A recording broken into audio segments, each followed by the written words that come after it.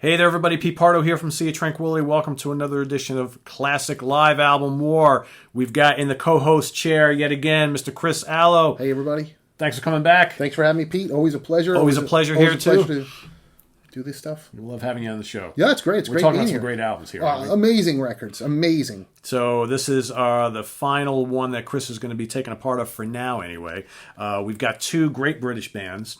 One of the top bands of the new wave of British heavy metal movement. The other, kind of a fringe band. They were kind of around before then. Yes. So maybe they were influential to that whole movement. But two classic bands, nonetheless. Two classic live albums. We've got Motorhead, No Sleep, til Hammersmith. Which is certainly the definitive live Motorhead recording. Absolutely. And then the definitive Saxon live Absolutely, recording. right up there. The Eagle Has Landed. All right.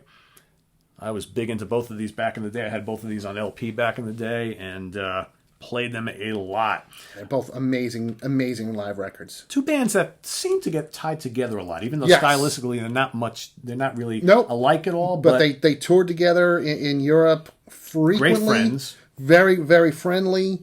I saw them together in Europe quite a few times. But yeah, stylistically, two very different bands, but they certainly worked well. You know? I think so. And these were released about a year apart, 81 and 82. So let's take a look at the Motorhead album first, which came out first. Released towards the end of Fast Eddie Clarke's tenure in the band. We had one more studio album, but again, we've talked a little bit about on this show about how a lot of live albums back in the day were signaling kind of like the beginning of a new era, or the end of one era, the beginning of a new. This was predated that a little bit, right? Which you of course, we're not debating the Motorhead history here, but Iron Fist to me definitely, as a studio record, was not as good as the previous. No. The strong previous, moments, yes, but some really good stuff. But so you could kind of look at that. This is the recording of really Motorhead at their finest hour, and their peak. Yeah, absolutely. Which really helped build them in Europe as a powerhouse band.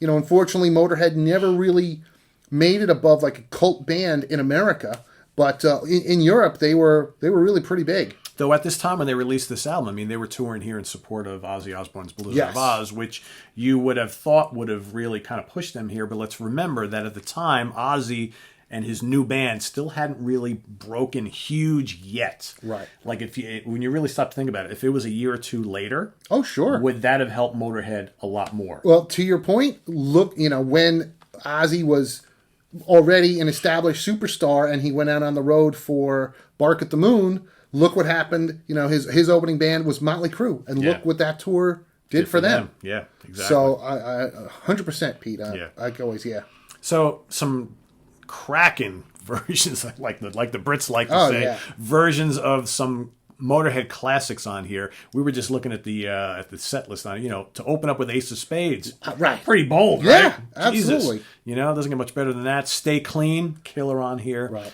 I'm a big fan of Metropolis. Yeah, I think like it's it. awesome on this album. What else we got? The Hammer, Iron Horse, No Class. Great tune, which I always like the Wendy Williams cover as well. Yeah, that's very cool as well. Yeah. My personal favorite Motorhead song, Overkill.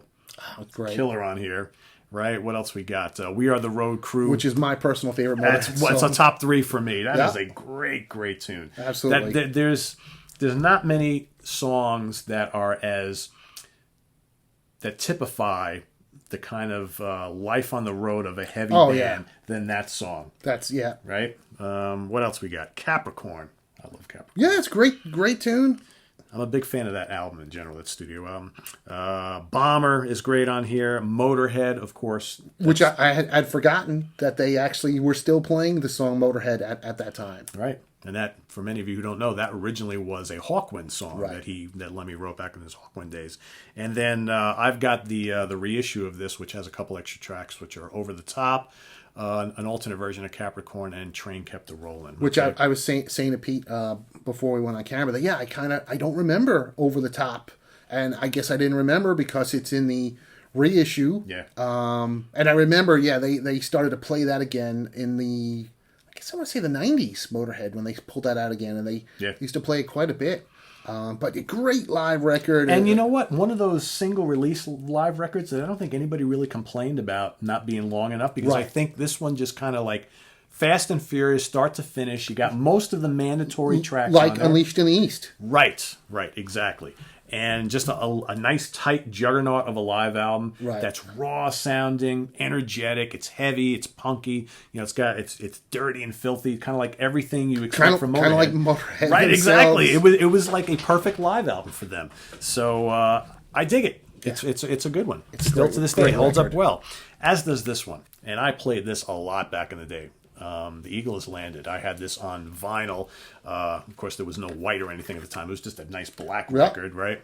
And another like real good snapshot of where the band was at that time, who, you know, were never a huge band, but man, you listen to some of those early studio albums, a lot of anthems on them, right? Amazing. I remember I turned my friend James, I turned him on to Saxon some years ago, and he didn't really know them, but I think I said I said to him, and he still remembers me saying this, they're the best band that you've never heard. Right. And they're just amazing. And and an extension of that is, out of all the bands that kind of came out of that new wave of British heavy metal initial era, right, that are still around today, the one band, in my opinion, single-handedly, who really never took much of a dip at all, and as far as like the quality of their studio albums, I mean, their last bunch of albums are pretty damn good. Killer. And they still kick ass live. Incredible live. Right? Incredible. I never miss Saxon. When they come around, right? Just you unbelievable. Yeah. It's like the last couple of times I've seen them, it's like they're still great. And I saw them back in like early 82 or late 90, 81, opening up for Triumph. Denim and Leather tour? I guess so, yeah, whatever. It was I'd never even heard them before. They opened up for Triumph at the old Palladium. Wow. This was the Allied Forces tour. Wow. And I thought, like I said, I went to see Triumph. I was a big Triumph fan at the time. I never heard of Saxon, and they came on, and I said to my buddy, I was like, they were amazing. It's like to the point where they were almost as good as the headliner. And you know, when you go see an opening band who you never heard of before, and if they can impress you that much, and you love the headliner, you know you're seeing someone special. And I made sure to pay close attention to Saxon after that. So here again, we've talked about this a lot in this series.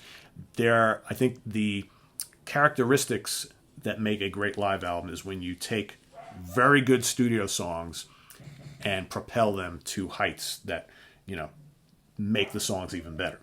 And I think that there are live versions on here of some of these Saxon classics that are just ripping. These are the best versions here. Motorcycle Man, you know, Machine Gun on here, and I went from first to last, but Machine Gun is a great end to this whole live album.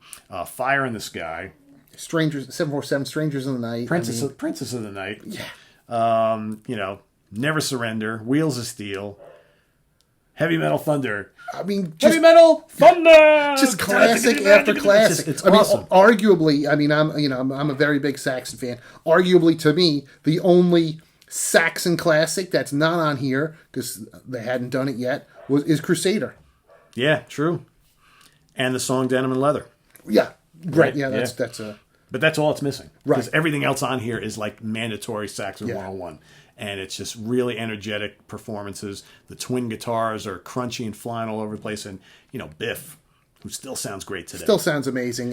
He's another freak in nature. He's not like the greatest singer ever of all time, but man, he's just so good at what he does. And his his singing style is perfect for these types of songs. Just a criminally underrated band. Yeah. Just, it's a shame that they never reached the heights of Iron Maiden and Def Leppard. I wonder why, because their material is good enough. Right. You know?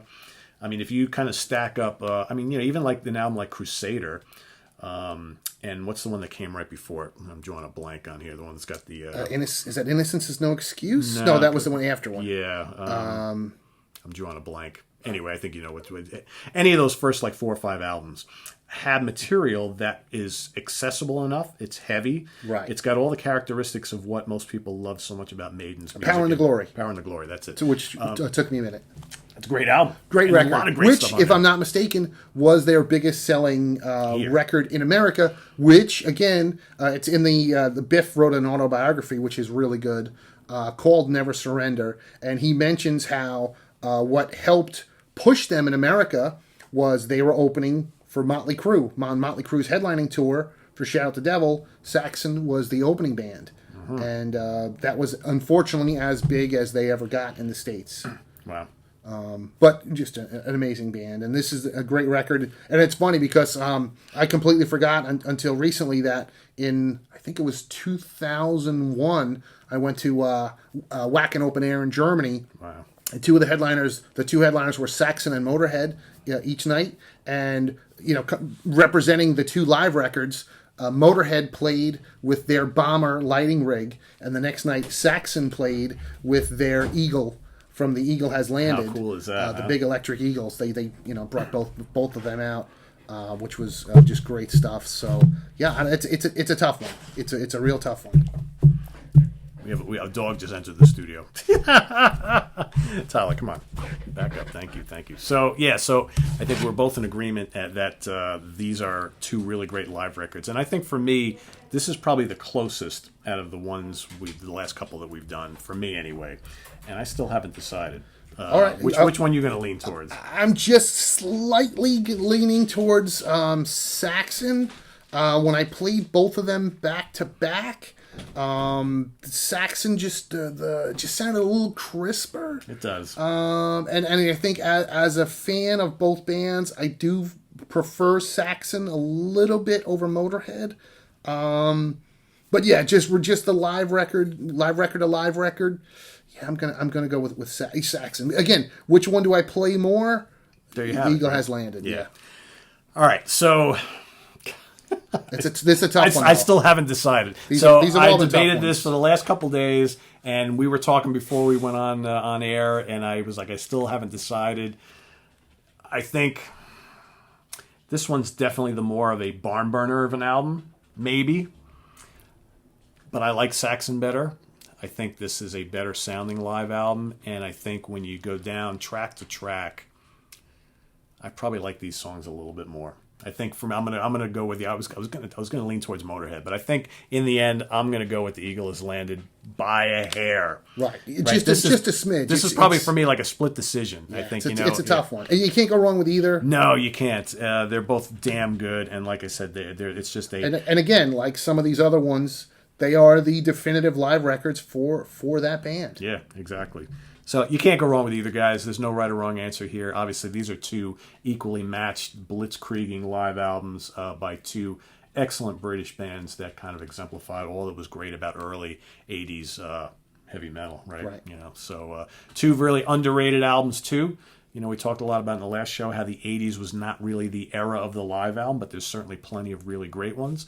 Maybe not to the legendary status of the 70s live albums, but a lot of really good 80s live albums. Absolutely. And these, along with Maiden's Live After Death and Michael Schenker Live at the Budokan, and there's certainly a handful of others. Black Sabbath, Live Evil, Ozzy Speak of the Devil, Ozzy Tribute. Right. There's all the World's a Stage. All the World's a Stage. That's actually 70s, but Exit Stage. Exit Stage left. Exit Stage. I know there's so many all these titles, man. It's crazy. But these are both excellent. So let us know which one you prefer. Put your comments in the feedback below, or add your comments into the comments and feedback section below. What you like about the one you like the most, or maybe you don't like either, or maybe you like one over the other. We want to hear why. It's just an excuse to talk about two really great live albums, but can't go wrong with either. No, you can't. But of course, we want you to pick if you can. You'll see in the upper right-hand corner, you'll see that little eye in a bubble.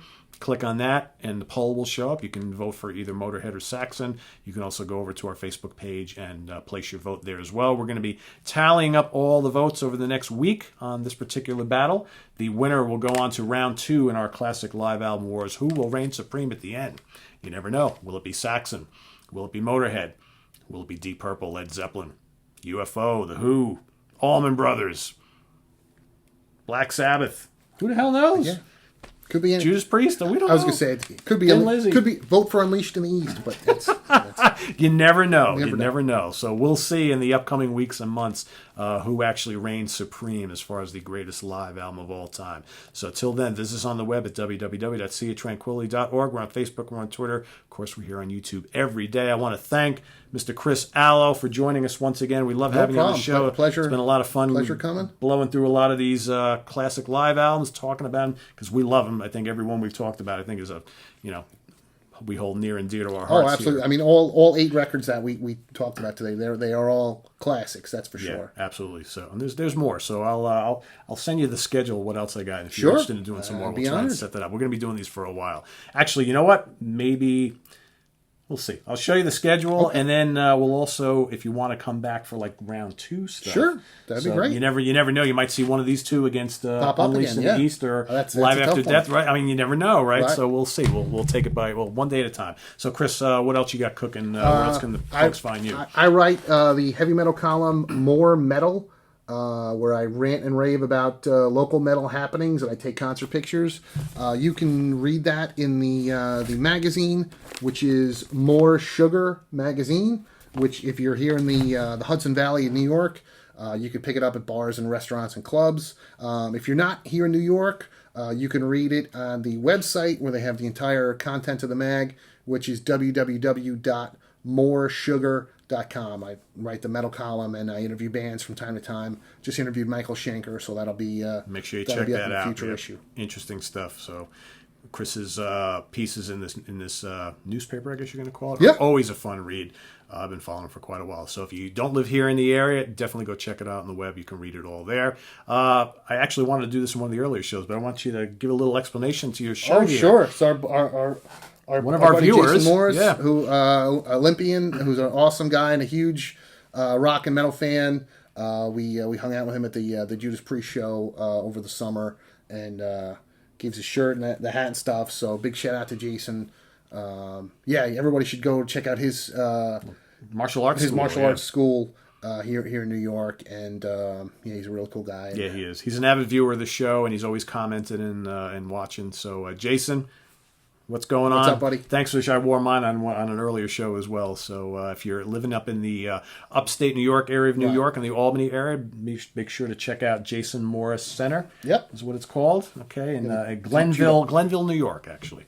So if you either you or maybe someone in your family or your friends are interested in doing a little martial arts, absolutely check it out. Jason's an awesome guy, so totally cool. Absolutely. So all right, guys, thanks again. We really love having you on the show. Remember, go ahead and vote for your favorite between Motörhead and Saxon, and we'll see you tomorrow with another edition of Classic Live Album War. Take care, my man. Take care. Bye bye.